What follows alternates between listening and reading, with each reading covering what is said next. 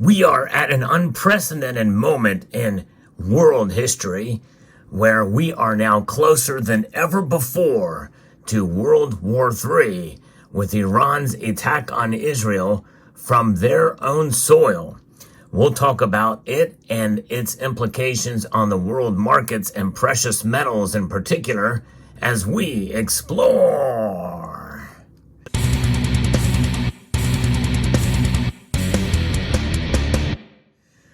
Israel has already said that they will respond to this attack, and as I record this video, so far all we've heard about were interceptions of drones that have been sent over and some potential cruise missiles. But so far, at least of now, there are no casualties or even no successful incursions onto targets inside of Israel. However, there is some scattering explosions and the like over Jerusalem and other places that they did not suspect they would be. Now, a lot could change between now and by the time this video is published. There very well could be other coordinated attacks, or as the Iranians have said through their UN associates, is that they are essentially done with this attack.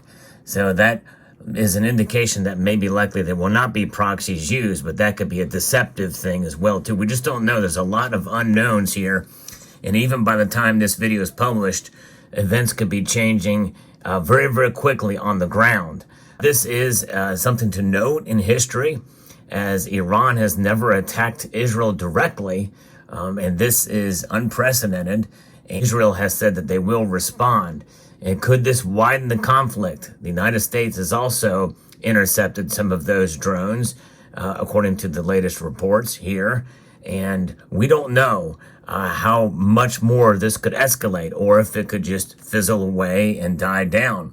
In other words, Israel's response may be weeks away, or they may have already taken action inside the country, which they've been known to do in the past as well.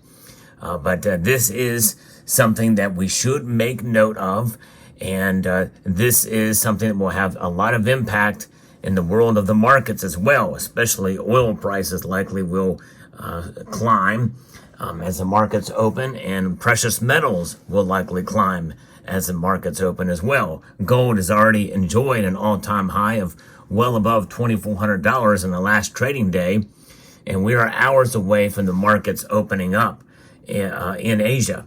And what I do on this channel, which is the first and only channel to cover the markets as they open in Asia, is we watch the precious metal prices after events like this.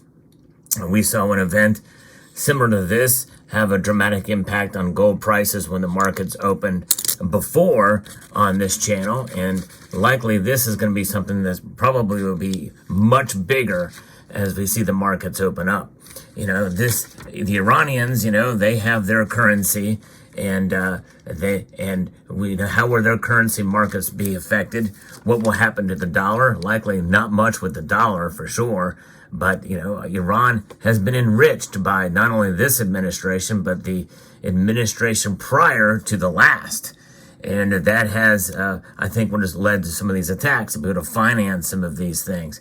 But, you know, we take a look at our dollar and we look at inflation now, which is really, in a sense, certainly assisted gold and silver prices. There's other factors that I think had a greater effect on gold and silver rising so much as we have seen. But I think one thing is for sure, geopolitical events have really bolstered the metals markets and excited them in ways that is concerning, honestly, when you think about it. Gold and silver rising because of geopolitical uncertainty that could have a dramatic impact on many other things that could affect supply chains and other aspects of the economy that put a greater hurt on us, for sure. But that's why we own gold and silver. We own gold and silver to protect us during these times. This is exactly why they are there. And for events just like this, as they have served that role for thousands of years when you think about it.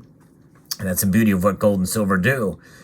But there's so much happening in the world that literally we can put out videos, and unless we cover it live, like many of the news outlets do, then we really don't.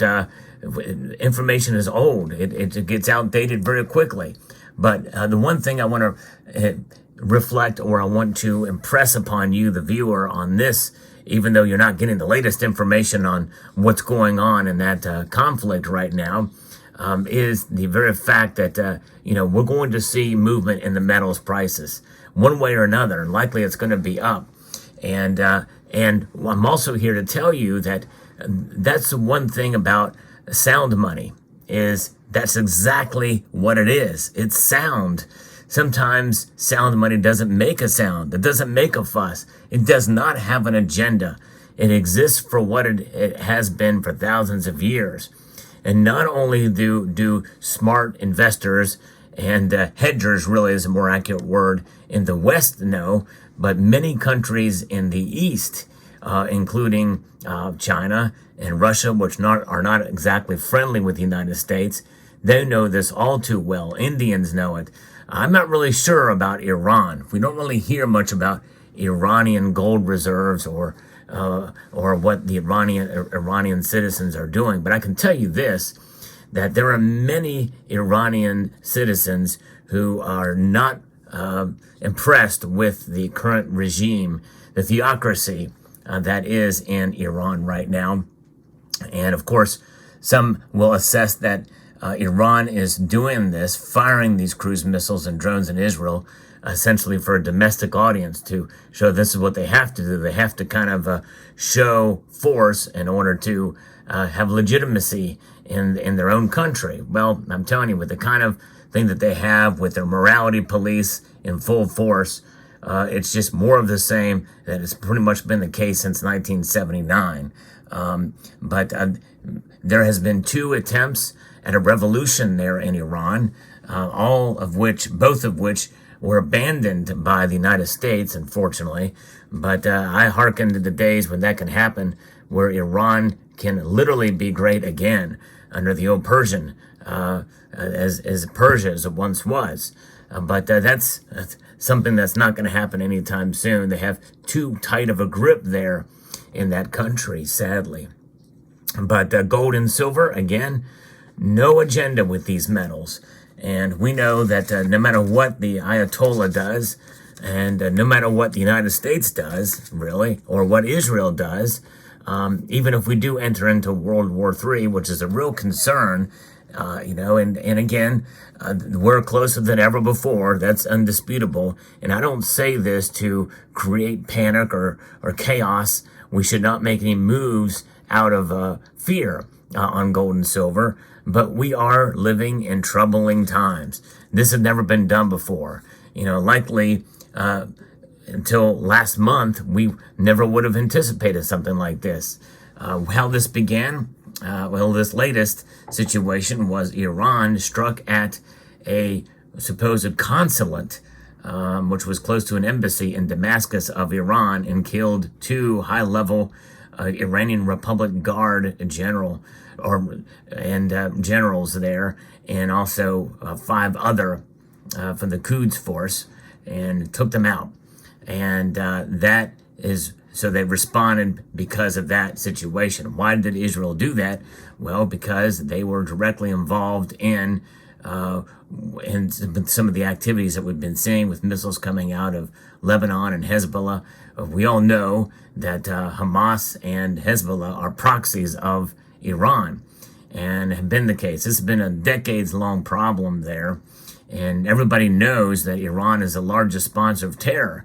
So it's tit for tat, and now the latest is finding out what Israel is going to do from this situation. And but the IDF has planes in the air, and they have had planes in the air patrolling the skies, anticipating something like this happening. So my prayer is that there are no casualties from this, and they're able to shoot down all of them. But who knows? But the Pandora's box essentially has been opened, because this has never been done before, and likely Israel will respond in some manner or form. And that could essentially escalate things even further, and this could blow up, and pun unintended there, and this could potentially lead to maybe perhaps if Iran is attacked, that Russia counters and supports Iran, as they are friendly with each other, and especially if the United States gets involved. And that's how World War III essentially could be. And then other Arab countries, which these other Arab countries right now have been very silent. In fact, Jordan has closed its airspace and have threatened to shut down these drones that have flown over their airspace, and because that airspace has been violated. And so there's a lot of complexity there, and Saudi Arabia is quiet, and who knows? And again, this is a developing story, but I think the thing that we need to understand here is that things are evolving very quickly, and the markets are going to reflect that when they open up tonight. So I hope you would join me at 6 p.m. Eastern Time when we do our market watch to see what the fallout will be from the precious metals markets. So I'd like to extend a multitude of gratitude to all of you for being here. Say a prayer for world peace, and say a prayer that there will be limited or no casualties in Israel, and just that God will be in control of this situation. So I'd like to extend a multitude of gratitude to all of you for taking the time to watch, and to encourage you to please rate, share, comment, and subscribe.